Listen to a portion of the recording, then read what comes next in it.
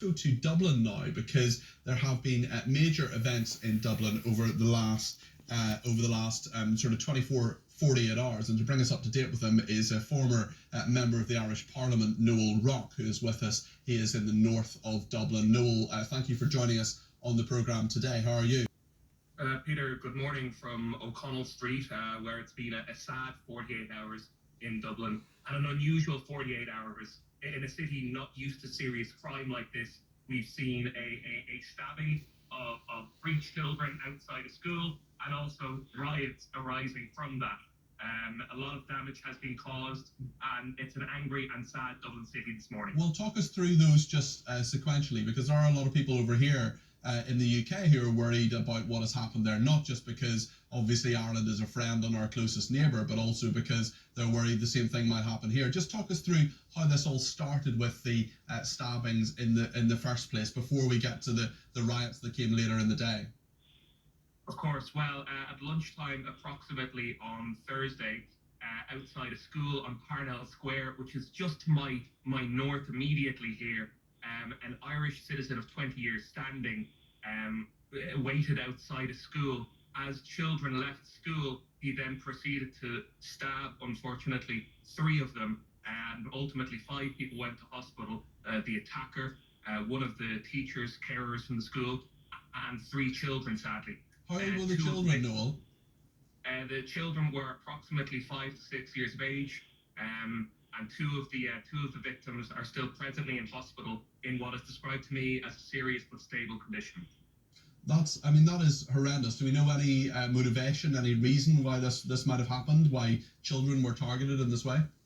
Media here are reporting today that the individual involved was before the courts approximately 6 months ago on a charge of brandishing a knife, and apparently, according to one of the tabloid sources, the individual's family had been in touch with the police, with An Garda Síochána here, to say that the individual had suffered a brain tumour some 2 years ago, which may have had a bearing on his mental health capacity. You say he's been in Ireland for 20 years. Is he an immigrant to Ireland? That's right. He is an immigrant to Ireland, but has been a citizen here and has been here for 20 years. Where is he originally from? Originally from Algeria, I believe. And tell me what happened later in the day on Thursday then. So later in the day on Thursday, obviously much of the street behind me, Parnell Square. So you're banging, just to give people an idea, and there are people obviously watching on TV and listening on the radio, Noel, so we'll bear that in mind, but you're banging the centre of Dublin. This is O'Connell Street, one of the main streets in Dublin. The General Post Office is there, for example. This is really the epicentre of Dublin, isn't it? That's right. This is the epicentre of Dublin. Anybody who has been to Dublin before will be familiar with the street. It's one of the main thoroughfares, arguably the historic centre of Dublin City. So it is somewhere where, as you can see, there are lots of people, and as you can hear on the radio broadcast, lots of traffic here. So it is a well-populated, very, very busy area, no matter what time of day or night you're here. As you can imagine, at approximately 2 p.m. when this attack occurred at this school, it was very busy. Subsequently, people started to gather here from 4 p.m. onwards to express their, their feelings about this.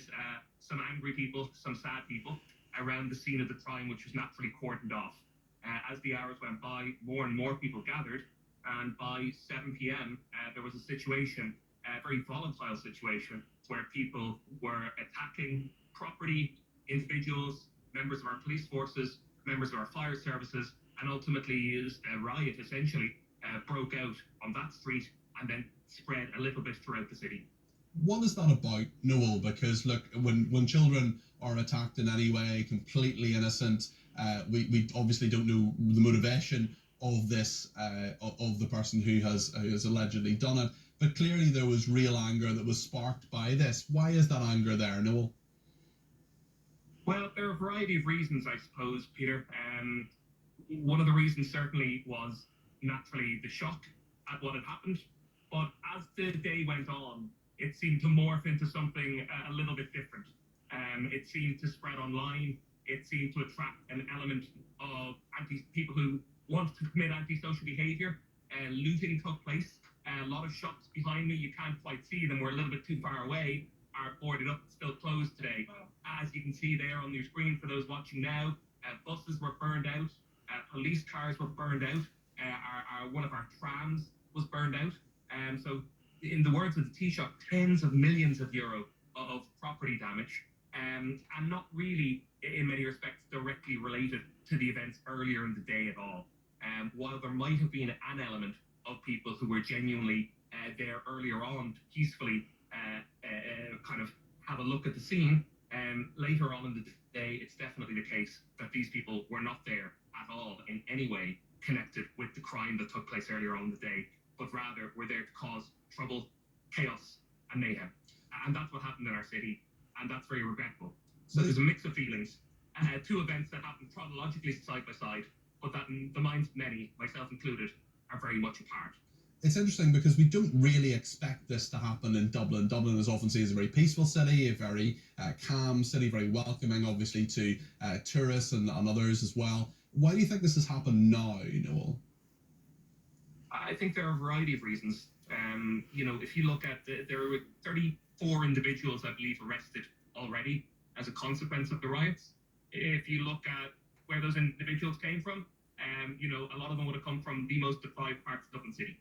Indeed, the North Inner City behind me is one of the most deprived parts of Dublin City. So some of this definitely is born of a degree of anger. Some of it individuals who would have previous charges for antisocial behaviour, engaging in further antisocial behaviour. I'm not